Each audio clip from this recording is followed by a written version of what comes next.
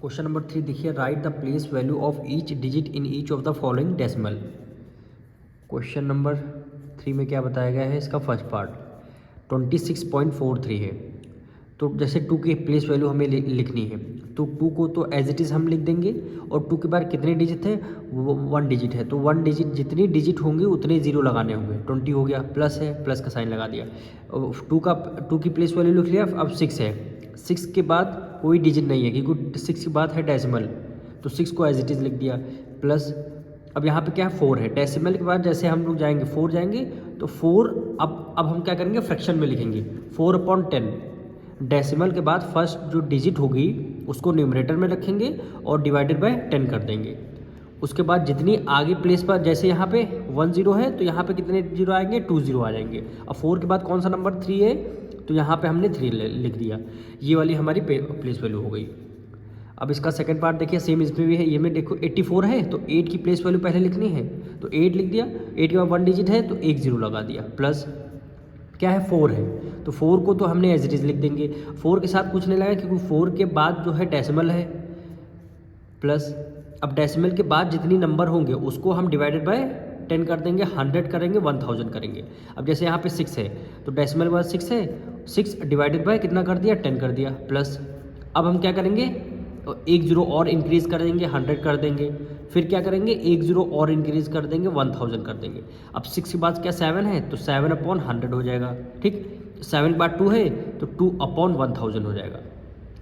2/1000। जैसे डेसिमल का first digit 6 है, 6 डिवाइडेड बाय 10 कर दिया। फिर जैसे ही 10 करेंगे उसके बाद 1 डिजिट आगे आगे एक जीरो आप इंक्रीज करते जाएंगे। अब यहाँ पे डेसिमल का केवल 2 डिजिट थी, तो एक में 100, एक में 10 किया, एक में 100 कर दिया। अब इसका थर्ड पार्ट देखिए।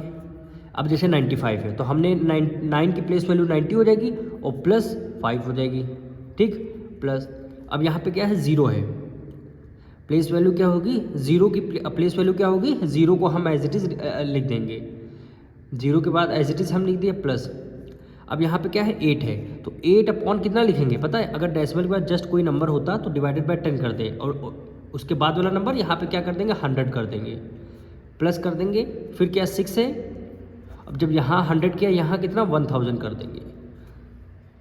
4 पार्ट में देखिए 208 है, तो इसका हम 4 पार्ट करेंगे। 2 है, 2 की प्लेस वैल्यू लिखना है, तो 2 की प्लेस, 2 के बाद कितने डिजिट हैं, 2 डिजिट हैं, तो कितने जीरो आ जाएंगे, 2 0 आ जाएंगे। प्लस अब डेसिमल से पहले 0 लगा है, तो इसकी कोई वैल्यू नहीं थी, इसको हम इग्नोर कर देंगे। क्या है, 8 है, तो 8 को सेम एज इट इज़ हम कर देंगे, क्योंकि 8 के बाद डेसिमल है, तो डेसिमल से पहले जो भी डिजिट होती है उसको हम single digit as it is write down कर लेते हैं। अब यहाँ 1 है, 1 जैसे ही डेसिमल के बाद फर्स्ट नंबर हमें लिखना होगा, डिवाइडेड बाय कितना कर देंगे, 10 कर देंगे। प्लस फिर 10 के बाद क्या आ जाएगा, यहाँ पे 100 आ जाएगा। क्या है, 5, तो 5/100 हुआ। प्लस 1 0 यहाँ पे और इंक्रीज कर देंगे, यहाँ पे 2 0 है, इसको यहाँ पे 3 0 कर देंगे। ठीक, क्या वैल्यू गिवन है, 4 है, तो 4/1000 हो जाएगा। इसी तरह फिफ्थ पार्ट देखिए, 13 है, तो 1 यानी 10 आ जाएगा, प्लस 3 आ जाएगा, यानी 1 है, 1 की प्लेस वैल्यू लिखना है, 1 के बाद 1 डिजिट है, तो 1 0 आ जाएगा। अब 3 है, 3 को हमने एज इट इज़ लिख दिया। अब यहाँ पे देखिए डेसिमल बाद अगर कोई 0 दिख रहा है आपको, उसको आपको लिखना कंपलसरी होगा।